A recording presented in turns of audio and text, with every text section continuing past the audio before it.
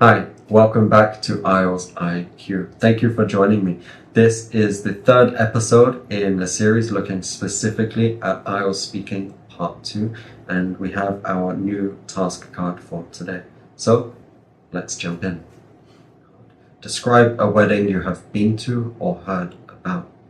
Whose wedding it was, what the ceremony was like, what clothes people wore, and explain how you felt about the wedding. Okay, as usual, please get a notebook, get a pen, and let's jot down some notes. So feel free to pause the video right here and quickly jot down some keyword notes. No sentences. Okay, you should have some notes by now. Some things to be mindful of. Have a look at the verb tense on the task card.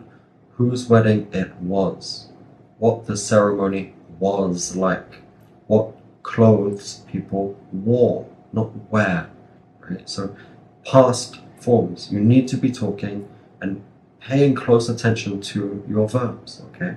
Something I hear time and time again, people using present forms when they should really be talking in the past. It's a wedding you have been to. It already happened, okay? Don't make that silly mistake. Remember, it's a nice idea to lay out your notes in an orderly fashion so it's easy to read, okay? If you gave me your notes or anybody else, they should be able to understand the order in which you're going to talk, okay? Something else to be mindful of is your introduction. I'm always going to repeat it. Paraphrase. Specific details. Keep it short, okay? Stop wasting 15, 20, 25, sometimes 30 seconds, okay? People waste 30 seconds of that talk, 25% on an introduction before they have even told me what they're talking about, okay? Maybe they're putting too much focus, too much emphasis on trying to sound formal when really you just need one sentence. Okay, that's all it takes. On the screen you can see the most basic of introductions. Today I'd like to give you a talk. Maybe we could put the topic in there. Today I'd like to give you a talk on a wedding that I have been to. That's incredibly basic. There's not much paraphrase there. So let's step it up to the next level. Today, I'd like to give you a talk on my brother's wedding, which was back in 2014. Okay, a little bit better. As you can see, we've got some paraphrase, okay? We've got the details, and it's incredibly short. So practice that. Plan your introduction. Whose wedding was it? Okay, you're going to put that right there at the beginning. Maybe the year or the time when you attended it. Okay, let's move on and let's have a look at some of the vocabulary that I'm going to be using. Okay, so now would be a great time just to pause the video and jot down the vocab in your notebook. You should already have 2 pages of vocabulary from the previous 2 episodes. Remember, if your spoken language is not on the screen, just go off to Google Translate, wherever you want to find the translations. So, let's jump in. Lavish. It's got that lovely SH at the end, okay? So, just think about the word fish. Everybody knows how to say fish. Lavish. So, kind of like luxury, luxurious, okay? It's a great side word to use. Very common. Collocations would be lavish party, lavish dress, lavish watch, okay? Practice it. I don't want you to say lavish, okay? The SH is so important. It's crucial, okay? Lavish. Practice using it in a sentence. Wow, that's a lavish watch. Oh my God, that party was so lavish, okay? There's no way I could afford a lavish car like that. Practice it. Next, tie the knot. So a great phrase for getting married. Okay, it's very casual. It's not something you want to use in formal or academic writing. Of course, in the past form, tied the knot. Ceremony, pretty easy. Most of you guys should know ceremony already. Elegant, lovely, lovely adjective. We use this mostly for women, though we could use it in some cases for a man, like an elegant shirt.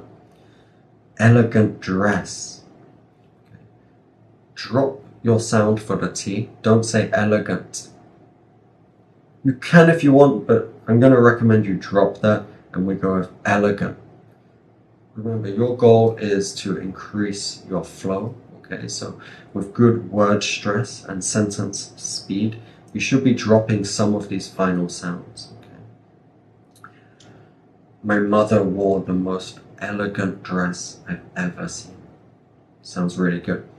Atmosphere. Really nice word. You guys should, most of you should know this. Don't forget the SF sound. Atmosphere.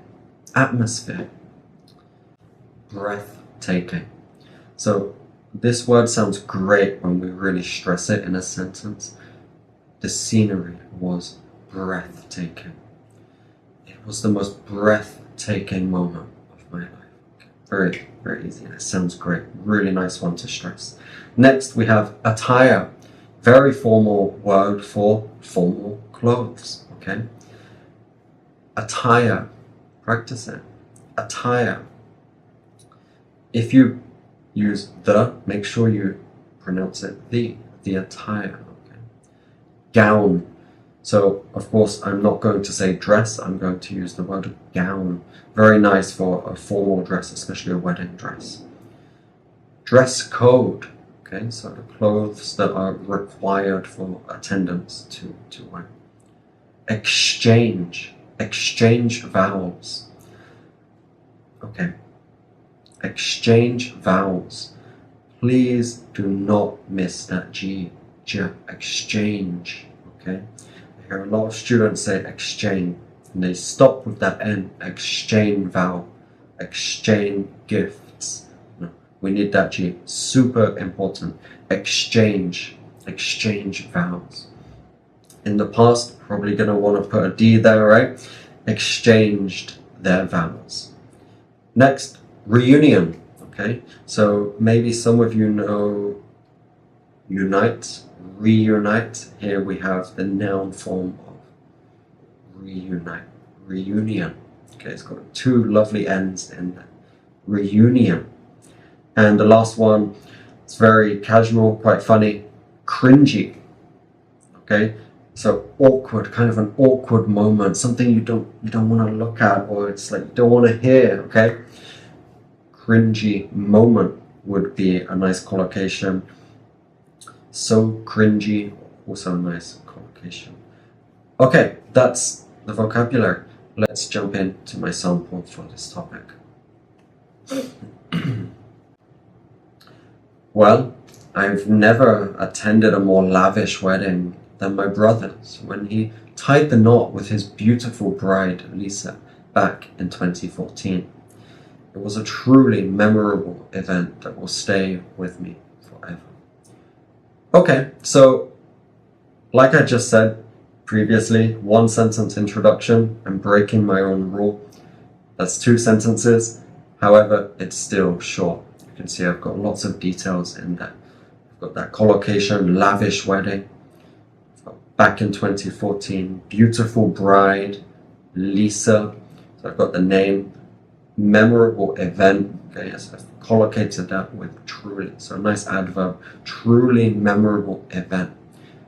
Practice. Pause the video right here, guys. Practice the introduction. Maybe you want to take out some of my details and put yours in.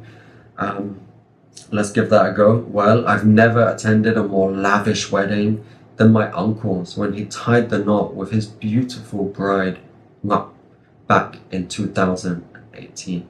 It was a truly memorable event that will stay with me forever. So feel free to just pick out any parts you would like to use, okay? In blue, you can see we've got some grammar highlighted. I have never attended. So we have subject, okay? I have never attended, verb 3. Of course, it's a perfect form, and I've collocated it. I've never attended. Practice it. Please collocate, practice your collocations. The ceremony was gorgeous, with beautiful decorations and floral arrangements that created an elegant atmosphere. The venue, our local church, was breathtaking. Every detail was carefully planned to make the day extra special. Okay, you can see I've got ceremony, I've got this lovely word, gorgeous, right? I'm not going to say beautiful, I've already used beautiful in the introduction. Gorgeous, it's got a lovely ja sound. Beautiful decorations and floral arrangements. These are groups of flowers. I probably should have put that in the vocabulary. Created an elegant atmosphere. Excellent collocation. Practice it. Elegant atmosphere. Remember to drop that T. The venue, I've got local church. I stressed breathtaking. Okay, so let's practice this. Pause the video. Okay, practice going over this ceremony. Change some details. Maybe your wedding wasn't at a church. Maybe it was at the home. Maybe it was at a restaurant or something like that. Okay. The attire of the bride and groom was stunning. The bride wore a glamorous white gown, and the groom looked very handsome in his classic black suit and tie.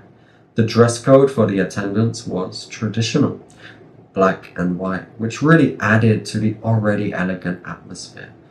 I wore a tailor-made white shirt with black buttons paired with a black vest. Okay, I've got attire, bride and groom, vital or crucial you use these. We're talking about a wedding. Let's use the correct vocabulary, bride and groom. You can see in blue, wore. Again, don't make that silly mistake, the bride wear. No, right? If you're watching this video, you're aiming for a 6, 6.5, 7 or above. You should not be making mistakes with basic verbs, okay? This should already be below you.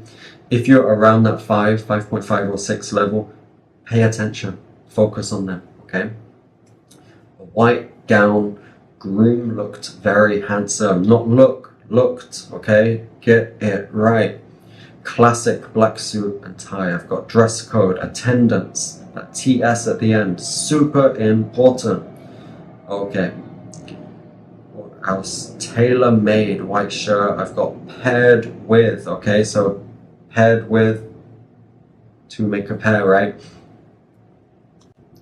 As the couple exchanged their vows, you could really feel the love in the room. Although it was a beautiful moment that made some people cry, after the wedding, my brother admitted just how nervous he had felt standing up there in front of everyone. The after party was wonderful, with lots of laughter, dancing, and traditional British food. And yes, he insisted on serving fish and chips at his wedding. Okay, let's unpack that. We've got exchange with the ED, exchanged their vows. Although in blue, so here you can see we've got some concession. Concession is used to contrast two clauses, two ideas. So my contrast here is a beautiful moment. He felt nervous, okay, so he wasn't confident at all. And I'm using although at the beginning to show that contrast, okay.